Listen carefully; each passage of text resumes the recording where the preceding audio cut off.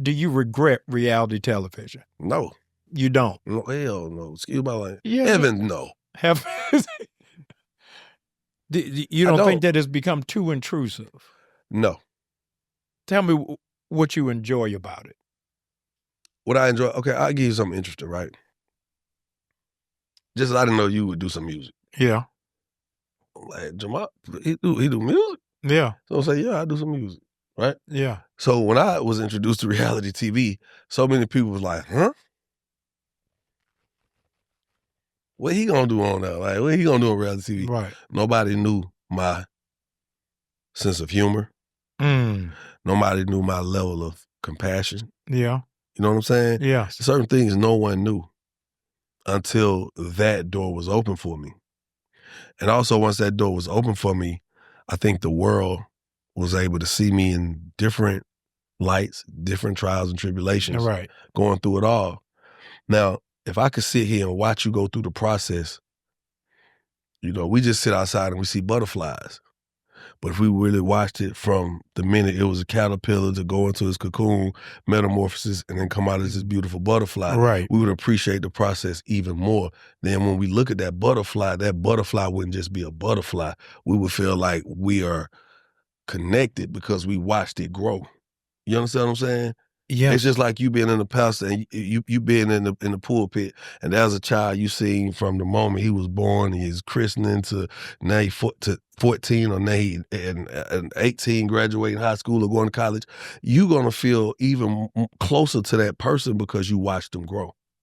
And so what I learned is, by way of reality TV, I allowed people to watch me grow. Wow. I allowed people to watch me fail. I allowed people to watch me cry. I allowed people to watch me not know what to do while the people are watching me. Yeah. And I feel like it allowed people to grow with me. Yeah. And that's why when you sit back and say, hey, the Renaissance, man, that helped that helped prime that. You know what I'm saying? I feel like it was a catalyst of sorts because I was able to take that and say, hey, look, Love and Hip Hop, when I do my green screen, I want to put on a button down and a blazer. They're like, we don't care what you wear. I was like, they're like, but why you want to do that? I said, because if people could see me hosting, looking clean cut and dressed appropriate, then maybe it can open other doors for me. Wow. Wow. And I kept pushing that and I kept pushing that.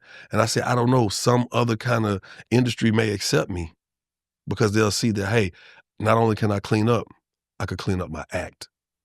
And so that's how I ended up going into radio. You see what I'm saying? Yeah. Yeah. And then, so even now, it throws people off. Big artists who are on and popping right now, they be scratching their head when I'm hosting their concerts.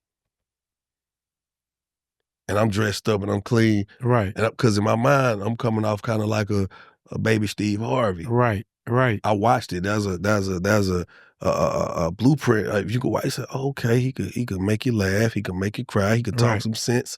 And he could talk a little nonsense too. You are very whole. I don't even want to use wise. I don't want to use seasoned. You speak with the language of somebody who has complete self-awareness. Yeah. And a model for men to not excuse yourself, but to embrace yourself. Right. And it's refreshing. I appreciate that. No, really. It's a rare commodity. The pressure of being a Black man in America by itself is overwhelming. But to be a Black man who lives in a fishbowl, surrounded by fishermen, is a whole different weight. To live 10 years plus in public life, how has that impacted you? All right. So I'll give you I'm gonna put in context. All right. And let's say I didn't go to reality television, right? Yeah. As you said, it's been a decade now. So if I came out it's going down. My debut single actually dropped in 2005. No way. So this is my 20th year. This is my 20th anniversary. No way. Right? Now, I'm going to give you this. Pause. What was the award show that you came out on to sing that? BET. Let me tell you this. The only night, BET Award. the only night bigger than that was the BET, was the Soul Train Awards when Jodeci came out. Yeah. That's the only night that rivals that night for the culture. When you came out for the BET Awards singing that song, we won't talk about who else was on the stage. You came out. That's all that matters. When you came out, everybody's phone blew up. Hey, I'm going to keep it 100. I was scared. We couldn't tell it. Let me tell you what I was scared of. What? You know, you go to award shows, you sit in the audience. Yeah. And you in the audience with other artists and seat fillers, right? Right.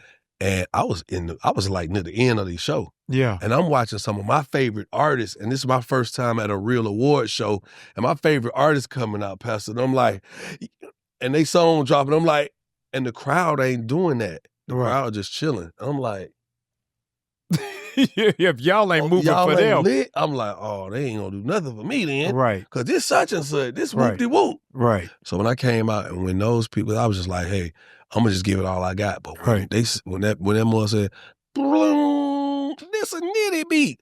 When the people, when I could feel the album. Oh, yeah. Move. When they stood up, I was like, oh, it's on. Yeah. It's on. Yeah. Because I was amongst so many peers and so many veterans and seasoned artists and talent. I just didn't know. But like I was saying, back to that, 10 years removed, 20 years removed from when I dropped, right? Yeah. But let's just go back 10 from the decade of being on TV. So that would have been like 10 years, right, from when I dropped.